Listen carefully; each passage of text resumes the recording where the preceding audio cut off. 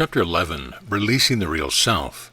Do not be misled by the brevity of this chapter. These pages develop a concept presented in the chapter on healing, a concept that will change your life the instant that you grasp it, a concept that will bring into being the new man, which you have long hoped to put on, a concept that will reveal to you a new heaven and a new earth. Much of the content is in terms of physical healing, for that is the area in which most of us make our first explorations in search of well-being. But all that is said about healing applies equally to man's desire for other aspects of the good life. Inherently, we want good and not evil. We want abundance and not lack. We want strength and not weakness. We want joy and not sorrow. We want security, not fear. Are you seeking health? You will not find it in your body, for it has never been there. Health is an activity of the soul which is manifested in the body. Sickness stems from the belief in a material body, and the belief that we exist in this body, the belief that the function of the body can be afflicted, corroded, clogged, diseased, disturbed, disorganized, and broken down, the belief that there are germs, bacteria, and virus that can infect, injure, poison, and destroy life.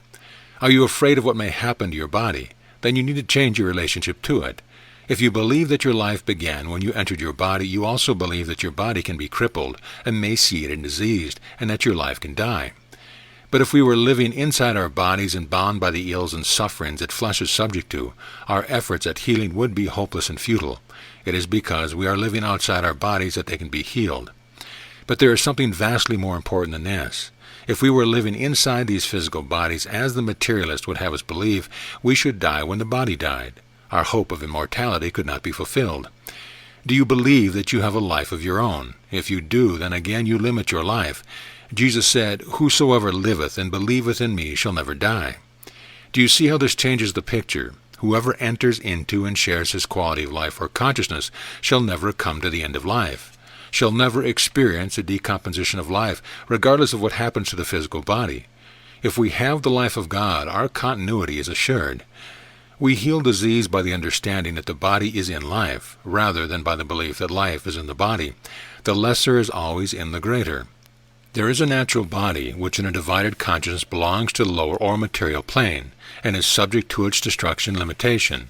And there is a spiritual body, which in a united consciousness belongs to the higher or spiritual plane, and is not subject to disease, disintegration, or death. The spiritual body is life itself. It bears no relation to time or space or individuality except as we impress these factors upon it. How important it is then that we are selective in what we impress, for we determine in this way the conditions that materialize in our lives upon this plane. The truth of being is not bound except by our thought. Its scope is limited only by the degree of understanding. To be conscious of the truth of being, one must be absent from a material sense of body. Many people will no doubt be healed as they study this chapter, but they will be the people who have made this truth an active part of their consciousness. When St. Paul told us to be absent from the body, he meant that we were to lose the material or physical sense of the body. What happens when we do this? We are present with the Lord. Having separated ourselves from the false concept of the body, we find ourselves in the spiritual body. Many people believe that they lose the body in death. This is an erroneous concept, for the body is a form of consciousness, and consciousness and its form can never be separated. The truth is that you and your real body can never be separated. In this world and the next, they will always be together. When you lose the material sense of the body, you will lose its ailments, aches, and pains.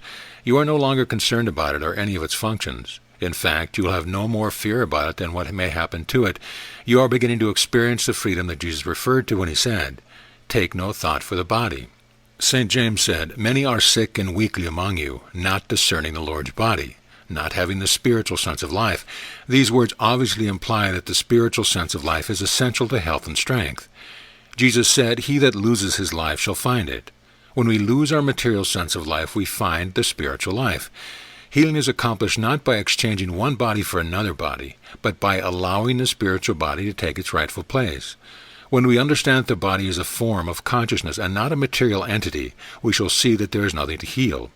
The metaphysician does not try to change an unchangeable God, but to change man's concept of him in order to bring the objects of his desire within the realm of demonstration.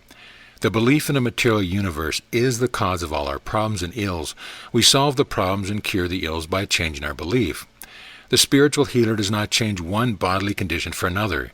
He changes one state of consciousness for another. He changes the patient's belief about himself from a material to a spiritual basis. The patient who believed that he was a physical material body sees that he is a spiritual being, and his changed belief is objectified in his body and in his affairs. This is a basic truth in metaphysical practice. To be healed spiritually, we must have the consciousness of the presence and power of Spirit. If we do not have the realization of the presence and power of Spirit, the healing principle does not work for us. We know from what has already been said that the Christ presence is always with us, but it takes our consciousness of the presence to do the healing. The reason some systems do not succeed in spiritual healing is that they direct the attention to the physical body and try to do something about it. Spiritual healing, on the other hand, succeeds when the patient realizes that he is not in or of the physical body, but is spirit or Christ consciousness.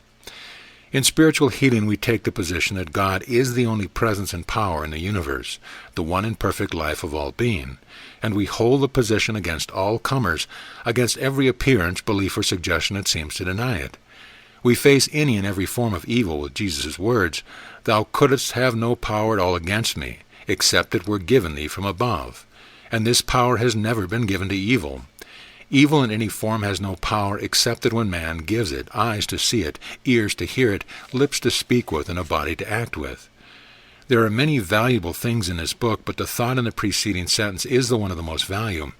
The only way we can heal or be healed is to change our belief about the condition that is troubling us. When we come to see that there is no reality, no power, no force, and no substance to maintain or sustain disease, we can heal ourselves and others of whatever needs to be healed. We can do that just as soon as we see that all disease is an illusion. Since Christ, the healer, the patient, and the belief are all in consciousness, the healing and correction must take place there.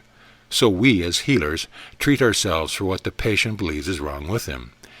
You shall know the truth, and the truth shall make you free. We take the first step in healing by knowing the truth about our body. What is your body? Is it you or is it yours? Are you in your body or outside of your body? In the past, we have thought of our body as the mass of flesh, bone, and skin that we see reflected in the mirror when we stand before it. We have thought of bodies as living creatures shut up inside a body with a heart, lung, liver, kidney, stomach, and other organs to keep it alive, and some kind of mind to move it where we want it to be. Let us settle this matter once and for all. Let us find out just where we are in relation to our body. It is very important that we understand this. Are you in your body or are you somewhere else? Is the body you or is it yours? Have you ever been in your body? If so, how did you get in there? How shall we answer these questions? Let us explore for a moment. Look at your body and try to find out just where you are located in it. Are you in your head, your throat, lungs, stomach, legs, arms, or hands? Hold out your hand and study it. Ask yourself these questions. Is that hand me or is it mine? Is that arm me or is it mine? It can't be me because I can live without it. Many people lose their arms and legs too and go right on living. You can cut all sorts of organs and parts of your body and man goes right on living. Then where am I? In the brain, nerves, solar plexus, or spine? Go clear through your body, organ by organ, function by function, tissue by tissue, and you will not find a trace of yourself in it. So what is the conclusion? That you have never been inside the body called you, and that you couldn't get in there even if you tried. What does this prove? That the body is not you, but it is yours. It is simply a concept or form of consciousness, an idea projected by your own thinking, and so subject to your own thought about it. You got the idea that you are a material body in the nature of things, and get sick, suffers, and dies through your belief that living implies the need of something to live in. To exist at all, you thought that you had to be in something that you and others could see and feel. What then did you see when you stood before the mirror? You saw your body, but you were not there. Where then are you? The answers to these questions are in your surroundings. Now look at yourself again. What do you see? You see a body called by your name sitting in a chair. The chair is in a room. You are holding this book in your hand. Perhaps there is a table nearby and a lamp on it by which you read. Look around at the furniture and other things in this room and then ask yourself these questions. Where are these objects that I cognize with my physical senses? Where are these body, this book, this chair, this lamp? Are they outside of me as they appear to be, or are they inside my consciousness, inside of me? They are inside of me. Why? Because I am conscious of them. I am conscious of a body, book, room, and chair, and my consciousness of these things is my relation to them. So what does this prove? It proves that I am consciousness and nothing else. Carry this truth out into your affairs, and you will see that everything you are or have is your consciousness of it. Your job is your consciousness of it. Your profession is your consciousness of it. Your church is your consciousness of it. Your body is your consciousness of it. Your disease is your consciousness of it. In fact, nothing in the world exists apart from or outside of your consciousness. Do you understand now why the metaphysician says, life is a state of consciousness? Everything that seems to go on in your world, whether good or bad, is not in the world at all, but in your consciousness. You are consciousness. Your life is mental and spiritual. It is not physical. The body that you have identified as yourself is not you at all. It is a form, mental concept, and consciousness, subject to your own thoughts and feelings about it. You may not like the idea that your body is very much like a ventriloquist dummy and in essence is made of the same fundamental stuff. Think of the ventriloquist as the mind and of the dummy as the body, and you'll see why this is true. The antics, activities, and behavior of the dummy are not in the dummy but in the mind of the ventriloquist. The dummy is but a wooden form through which the ventriloquist expresses himself. The dummy may seem very real and human at times, but take the ventriloquist away, and he is nothing but a lump of inanimate matter. So it is with the dummy called your physical body. Without the mind that animates, thinks, feels, and acts through the body, there is nothing there but $8 worth of chemicals and a lump of clay. That is all tommyrot, you say. Doesn't the Bible tell us that we are made in the image and likeness of God? Well, of course it does. Then how can you posit this idea of the ventriloquist and the dummy? Because reference to the creation in the Bible does not refer to physical image, but to the mental and spiritual image. The real spirit made in God's image is spirit, not matter. Put your physical body in its proper place and see it as a mental concept or form in consciousness. In higher metaphysics we seek to demonstrate consciousness, for consciousness is the substance of all form. It is the substance of everything in our world. In this consciousness we conceive of our desires as already in complete fulfillment, for in the Absolute there is no time or space. It can only think of desires as already fulfilled. We do not outline the way or channels through which our good will come. We have only to maintain our awareness of the Christ presence and principle does the work through us. In this consciousness there is no effort to demonstrate or to get things, for infinite wisdom, knowing our needs and knowing itself in us, as us, supplies all these things even before the need appears. We do not treat or parry for jobs or positions because we do not know what job or position is best for us to have. Your heavenly Father knoweth that ye have need of all these things, health, prosperity, peace, joy, and security. It is better to leave the matter to Him. The rule is always this: seek ye first the kingdom of God. Get the spiritual sense of life, and all these things shall be added unto you. This is not an attitude of passing the buck. It is living by indirection. It is letting the truth demonstrate itself. It is realizing that God is always fulfilling Himself in us and in our affairs. To know the truth that makes us free means that we are not to concern ourselves with the claim and things in the material world, but that we must keep our thoughts steadfastly on God as the source, form, and substance of all supply. When the metaphysician says, "My own shall come to me," he means that his own state of consciousness will always demonstrate itself, that it will always take form in his experience. Did Jesus ever refer to himself as body? Did he ever claim that he was body? Take your concordance and find out for yourself. What did he say in answer to Pilate's question? What is truth? He said, "I am truth." Is truth something that you can see, touch, or taste? Is it something tangible or ponderable? Does it have form? Yet Jesus said, "I am truth." You can say that too, but nothing will happen unless you have an awareness of truth. Declaring truth does not heal sickness nor establish the truth of God. It was true before you said it. It did not become true because you said it. What happens when you say, "I am truth"? Do you change anything by that statement? Not unless you first have the awareness of truth. Not unless you are the truth in action. When you know the truth, you accept the words, "All that the Father hath is mine."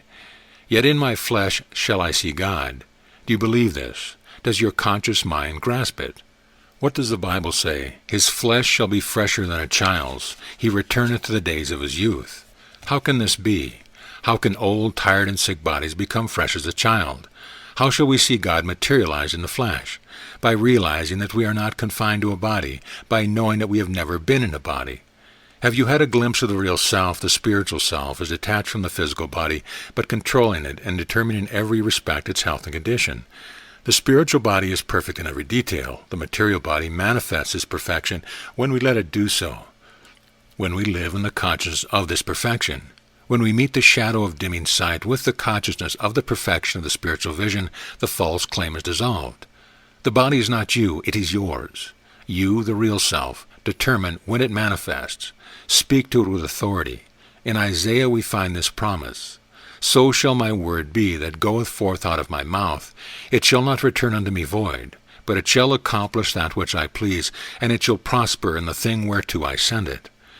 When you have the perspective that the concept of the spiritual body gives you, to speak and live in the consciousness of the Absolute, the consciousness of the unconditioned, the consciousness of God. Accept this concept of your real self now, and enter into your inheritance.